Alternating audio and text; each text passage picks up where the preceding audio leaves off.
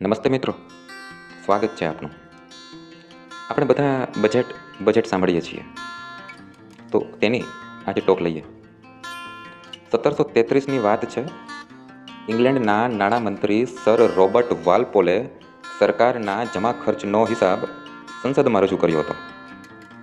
અને વોલપોલ પોતાના ડોક્યુમેન્ટ્સ એક નાની લેધર બેગમાં લાવ્યા હતા, જેને ફ્રેન્ચમાં બાવ અને અંગ્રેજીમાં બજેટ કહેવામાં આવે છે.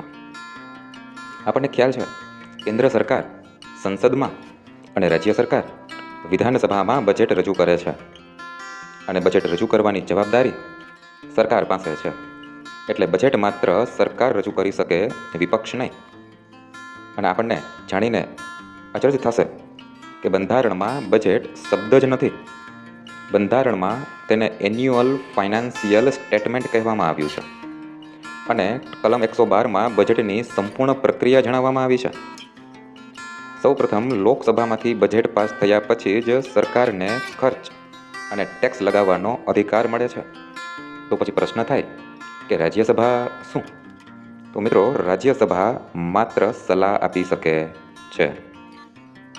સારું, નવી જ ટોક સાથે ફરી મળીશું. જોડાઈ રહો લાખાણી ટોક સાથે. Thank you.